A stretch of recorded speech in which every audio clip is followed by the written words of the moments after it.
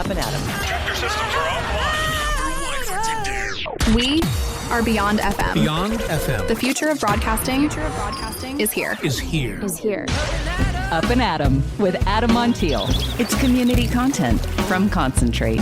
It's Up+Adam with Adam Montiel. Some say life is where it begins.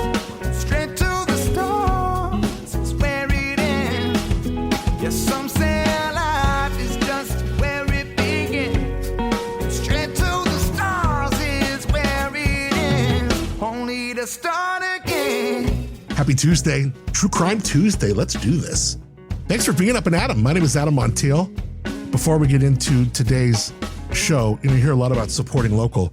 This weekend, a whole lot of people actually did it. We talked about open farm days here with Farmstead Ed.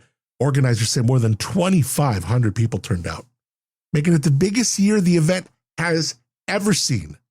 And that's like 2,500 people who decided to spend part of their weekend not at Target, no offense, Target, not on their couch, but like out visiting farms, ranches, vineyards, orchards, olive oil producers, mushroom growers, and all sorts of ag businesses across SoCal.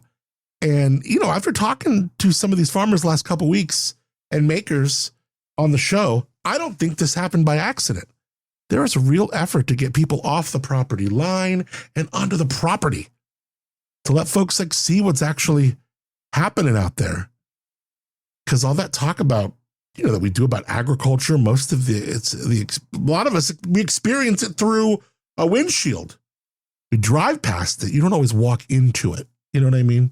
So that's what Open Farm Days has figured out. And shoot, about 2,500 other folks. That is so cool. Getting 2,500 people to show up for agriculture and agritourism in 2026 over a weekend, that is not nothing. That is a good weekend. So congrats to our friends at Farmstead Ed, Lynette, Sonny, the whole crew, all the farmers we had in the last couple weeks. That's pretty rad. All right, let's crack open today.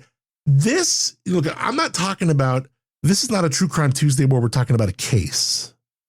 I'm talking about a country that became one. This guy, Jamison Firestone, author of the book Rule of Lies, grew up around con men, contract killers, loan sharks, and a father who owned a Manhattan brothel. He was a con man. Then at 24, he ran straight into post-Soviet Russia and somehow found himself in a world where the Mafia didn't just break the law, they started using the law as a weapon. The Mafia was the law. Coming up, Jamison's going to tell us about how this New York business lawyer ends up negotiating with Russian mobsters, why he would even go over there. I'm so curious.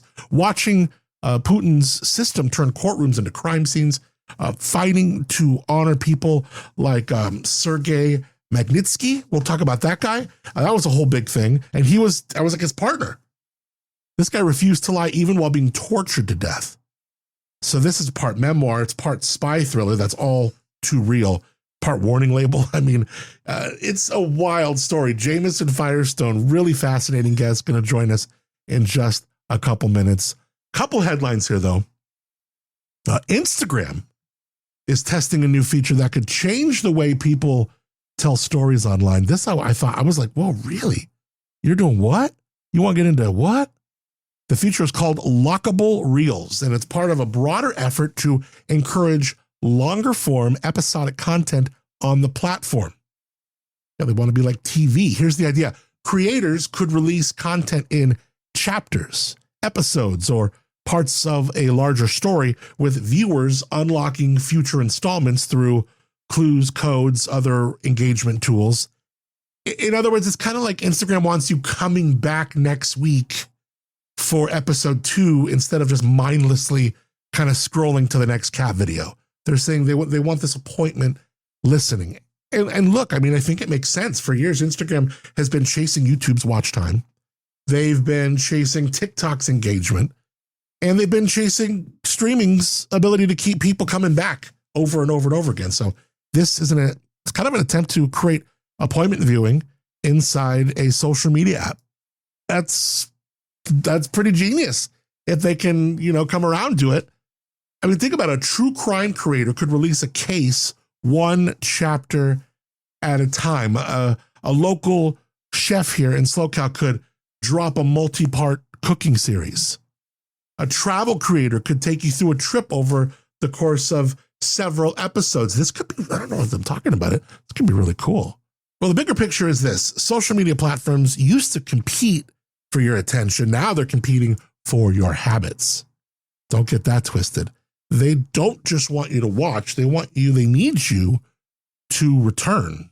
So if Instagram manages to pull this off, it stops being just a place to share photos of, brunch and cocktails and start looking more like Netflix. It's like Netflix with comments, so not only could it potentially change the app and how we use it, but it could really change socials and how we use them. That's interesting. All right. What else is cooking? This at a local San Luis Obispo. If you park too close to an intersection in town, your car may be getting a little more extra attention. The city's starting to enforce California's new daylighting law. I'd never even heard of this. It prohibits parking within 20 feet of a crosswalk or an intersection, even if there isn't a red curb painted there. Law went into effect statewide last year. Cities were given a grace period before they could start writing tickets. Yeah, that grace period, it's over. The idea behind the law is simple. Really just improve visibility. When cars park right up against the corner, drivers have a harder time kind of seeing pedestrians, looking around, cyclists, oncoming traffic. Pedestrians have a harder time seeing cars as well. So by kind of keeping that area near the intersection clear, supporters say everyone has a better chance of seeing and being seen. There doesn't need to be a sign. If you're within 20 feet of a crosswalk, you can be ticketed. So don't. This new daylighting law, well, it's not new, but they're now starting to enforce it. So a lot of people have been parking the same way for years, especially if you're in one of these, like maybe it's like a quasi-residential area, not the busiest street. And I'm sure people are parking like this. So the city is going to try and do its part, make their citations, and, with the goal of getting more people wrapping their head around this. And finally, out of Morro Bay, they're doing something about the e-bikes. And I think this is long overdue. I think more cities should be looking at these e-bike laws because these things just zip around at like 30, 40 miles an hour in like a little protected, because slow is so, don't even get me started with their road diets. We got these little teeny like curbs and these little things just zip, these e-bikes, they zip around at like 35 miles an hour and they make no noise. So Morro Bay is they've had it up to here with it. So the police department, they've said they've officially entered a zero tolerance phase of its e-bike enforcement campaign. Now come the tickets, baby. Police say they've spent months trying to educate riders about the rules, especially younger riders who've been speeding, riding unsafely, blowing through stop signs, and operating e-bikes that just, they don't comply with the law at all. Officers say they're seeing everything from illegal modifications to riders operating high-powered e-bikes that function more like electric motorcycles than bikes. Absolutely. And that's really the heart of the issue is a lot of these things, they just look like bikes, but they move like motorcycles. City says that it's receiving a growing amount of complaints from residents about safety concerns, particularly high traffic areas. So if you got a teenager who thinks their e-bike is basically a Tesla, like with handlebars, probably a good week to review the rules. Because of Morro Bay, they're getting on it now. All right, let's get into our chat. I'm really excited to meet Jamison. This guy is the story, reads like fiction. Before we do it, I want to talk about my friends, the different restaurants downtown who are really trying to improve the parking dynamics in downtown SLO, which we admit, look, it's needed it. So I'm glad that these folks are giving free parking downtown SLO. That's right, free downtown parking. You park in that new cultural arts structure at Napomo and Palm. Then you can head into my friends at La Esquina, maybe Mama's Meatball, maybe Mistura. All three of those spaces will validate your parking for free. All right, park, eat, validate, done.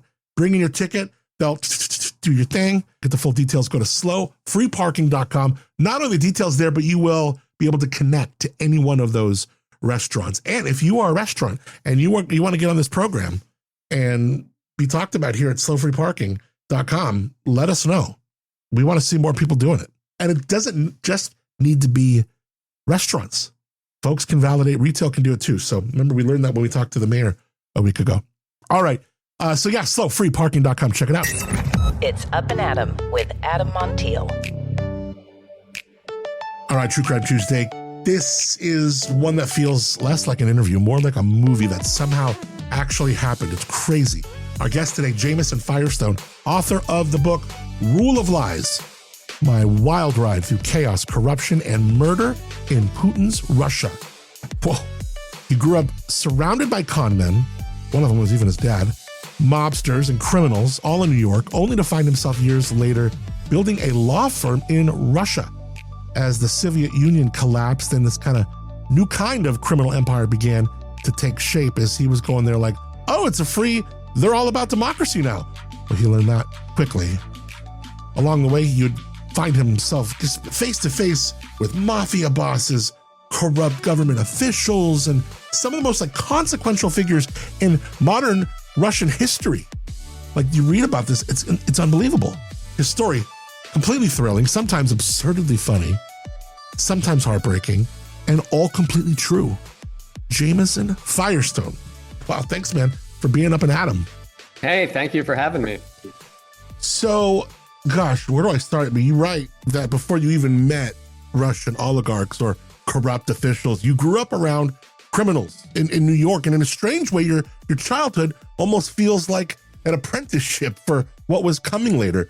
Was there ever a moment in Russia where you looked across a table at someone powerful and thought, I've met this person before? I mean, not literally, but you know what I mean? Like in your head, in your heart. Yeah, look, I'll tell you a really funny story. So you alluded to my childhood. So my dad was a con man, very rich con man, who eventually went to prison. And while awaiting prison, he went kind of crazy and he bought a brothel, did a lot of drugs, and was hanging out with all these contract killers and loan sharks. And so I grew up with contract killers, loan sharks, and their kids. And I learned how to talk to them and deal with them, to show them respect, while at the same time being able to say no and get out of not doing things that I didn't want to do, and staying alive, right? And that was a big skill. So I'll give you an example. One time I'm in Russia. I've opened my law firm.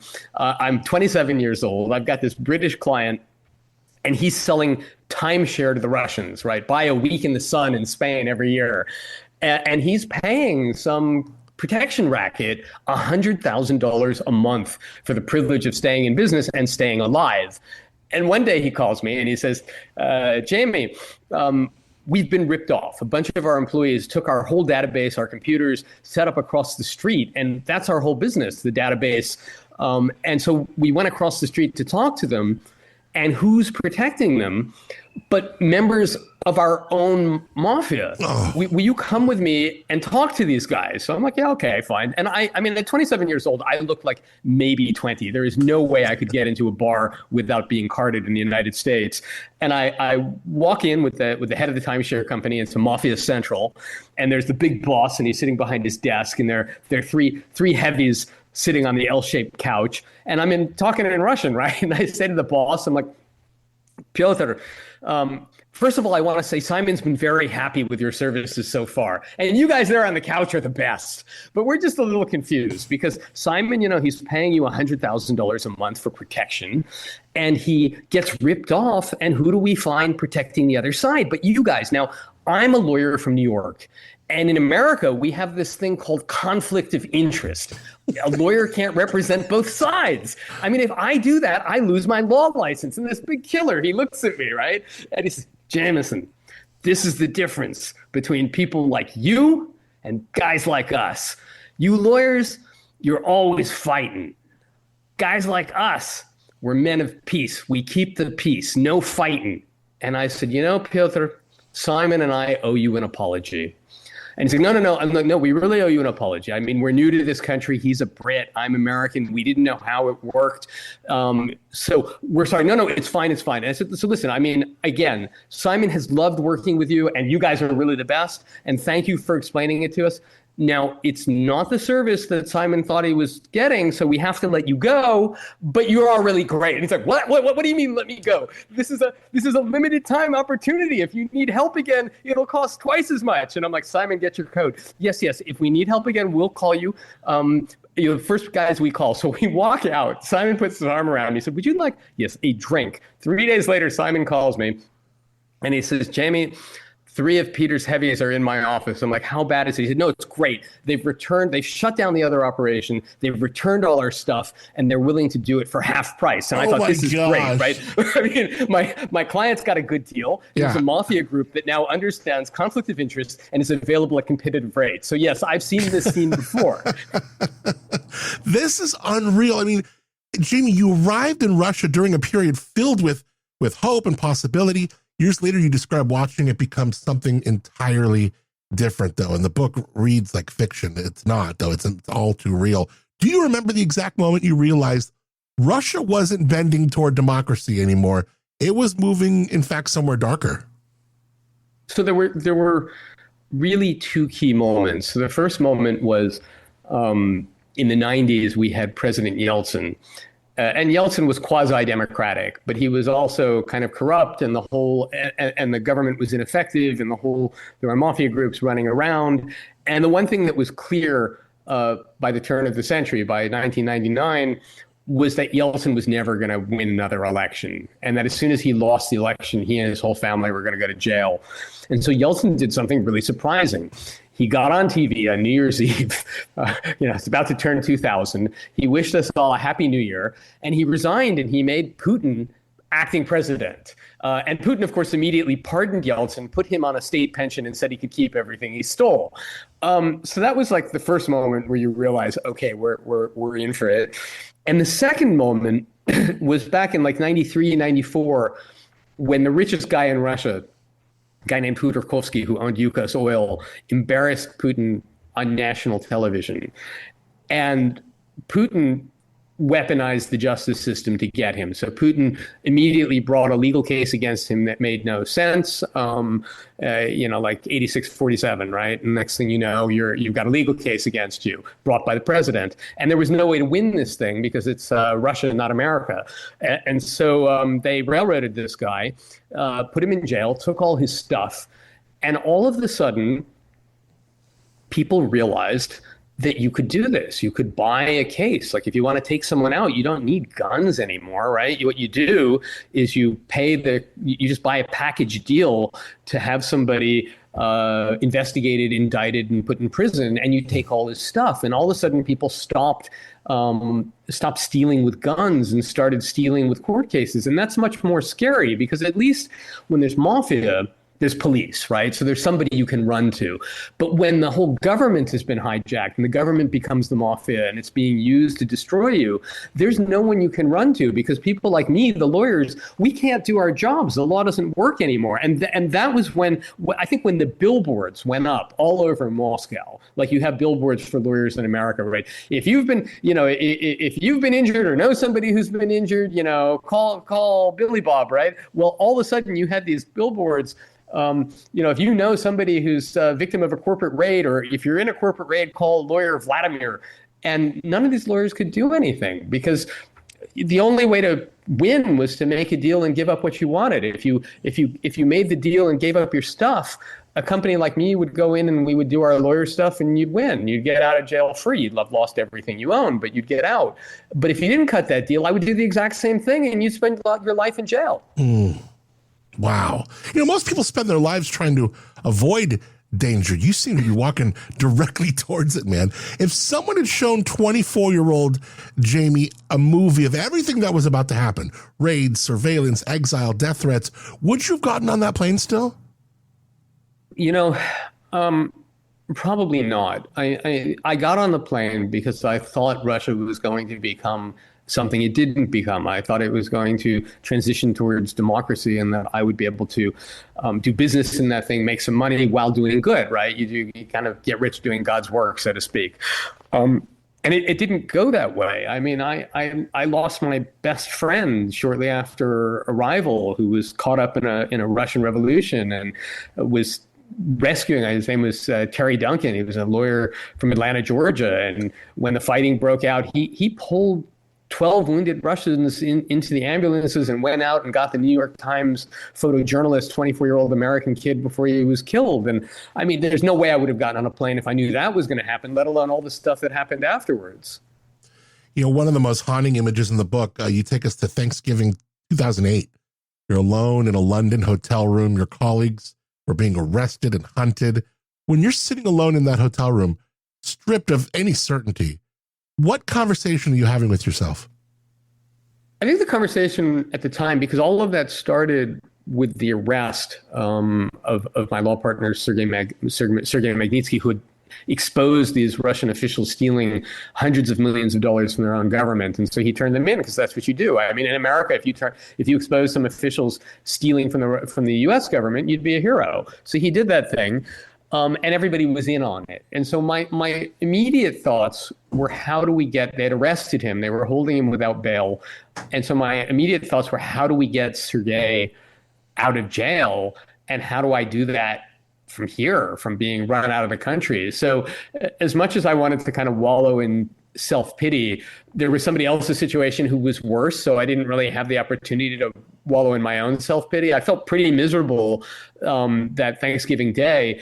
But I really just had to get to work on how do we save Sergei.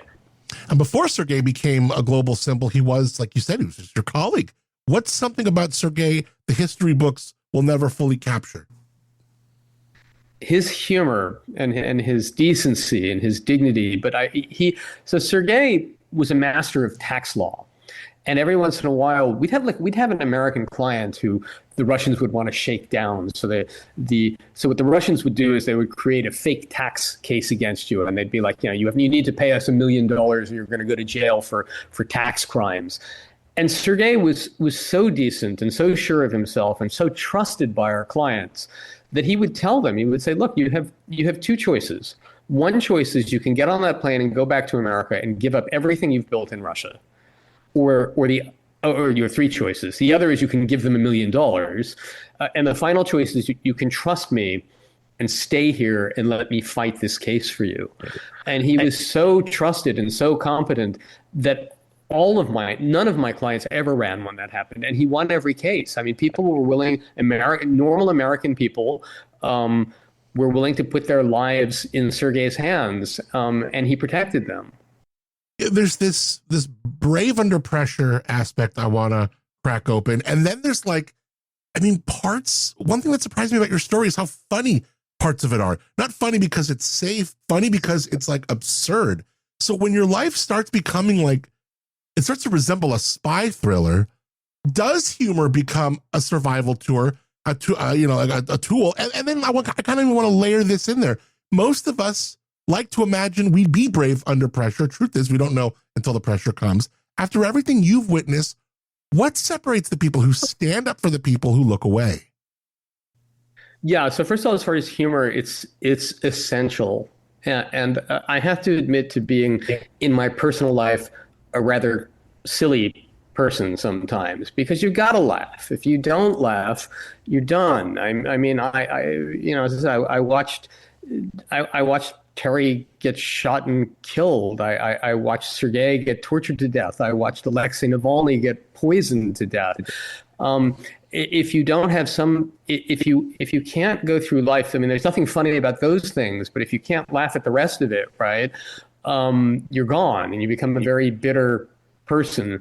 As far as what separates people, so first of all, what I do, for me, I don't see it as bravery. I see it as, if you take someone like Sergei, who works for me and who I respect, and who I was responsible for, and you arrest him or worse, kill him, I can't walk away from that. And I was offered to walk away. The Russians told me, all you have to do is say what we want and you can keep everything. And so I was just a wise guy. I said to them, my Russian is very bad. So let me just repeat this in Russian to make sure I've got it right. I just have to let you get away with murder of my friend, and then I can have everything I want. Is that what you're saying? And I can't do that. And I can't look at myself in the mirror.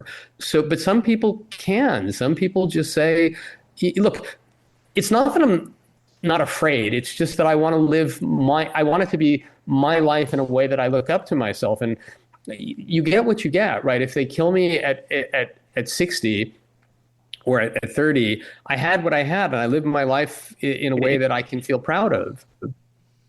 Your father lived among con men. You battled oligarchs. You've watched powerful people lie on like an industrial scale. I'm curious, after a lifetime spent around people who lied for money, power, survival, ego, what does an honest person look like to you now? First of all, so honesty under pressure. Honesty and decency under pressure is what counts. Everybody's nice when it's easy. Not everybody, but people. It's easy to be nice when everything's fine, right? But honest people are people who don't go out there to hurt other people, who don't make a living hurting other people, who, if you have to protect the good guy and it's going to cost you something, you do it. Loyalty to your friends, to your family, and sometimes to strangers. I mean, sometimes somebody does something that's incredibly brave and decent, and you stick up for them, right? Yeah. Who was the most honest person you've ever met? I've met a lot of really honest people. I mean, really, I got to tell you, Sergei was crazy honest to the point where they're holding him in jail. And everybody else is out of the country at this point in this case. And they're saying, just change your story. Say that, say the Russian officials didn't steal the money. Say it's like your client, Bill Browder. Bill's in London and would do anything to have Sergei out. Please, tell them that Bill Browder did it with Colonel Mustard in the study with a candlestick, right? and Sergei just wouldn't do it. He was the man of this and they were torturing him to death. And he was just this man of incredible integrity. It was like Nelson Mandela level, right? It was incredible. Yeah, I keep coming back to this idea that, like, Jamie, your first education in criminality, it didn't happen in Russia. It happened at home. Your father taught you how criminals think. Putin's Russia taught you what happens when criminals run a country. What is the biggest difference between a criminal and then a criminal who has a government? Well, I mean, unfortunately, a criminal with a government is even worse, right? I mean, if you think about it, you have criminals do what they can get away with in America, and the government may or may not catch them. But when you have a criminal running the government, all bets are off. I mean, at that point, as I said, the whole system becomes criminal. So if you think about the Russian system, if you're a judge, the way you make money in Russia is by letting guilty people go and being paid money to put innocent people in jail. If you're a customs inspector, you earn money looking the other way. If you're a fire inspector, you earn money by looking the other way and letting people build unsafe buildings. And it just and by the way, if you're a weapons producer, you shave off money there too. So that's why all the Russian weapons didn't work very well, right? And nothing works. Whatever your job is in government, your real job, the one that makes you money, is using that position to steal. And all your government work is corrupted and gets done badly or backwards or absolutely the opposite of it should be. And that's what happens when a criminal runs the system. The book is called Rule of Lies. The title itself is powerful because it flips the idea of rule of law on its head. And Jamie, I hope it's okay I call you Jamie. Thank you so much for this time, this conversation. Fascinating. And I hope I get a chance to cross paths with you again, my friend. Fantastic work. Thank you for having me. Thank you very much. Some say life is where it begins. Straight to the stars is where it ends. Only to start again. What a chat. Thanks, Jamie, for the time. All the links to the book, Everything Jamison Firestone in the show notes. Love to chat with him again. Wow. All right, I want to thank my friends Mountain Air for being Up and Adam, supporting local media. Even if you don't need anything from them, could you just get on your socials and follow them? Just follow them, even just like a post, any little thing. Those things are free. Because, in a place in San Luis Obispo, it is tough. Retail's tough. And they've been doing it with a heart, with real heart for over 50 years. Since 1975, helping locals get outside, hiking, camping, climbing, heading to the snow, whenever that comes back. And they just keep it local. It was started back in the day by a guy named Wayne Patterson, taken over later by Josh and Lindsay Harry. This fantastic, just beautiful couple, just great people. And when you go in there, you go into their store, you feel it. You feel that attention, you feel being seen, you feel like, hey, what can I do for you? How can I help you? It's not transactional like it is at some big place with 90-foot ceilings where they don't even know when you walk in, right? REI, we're looking at you, baby.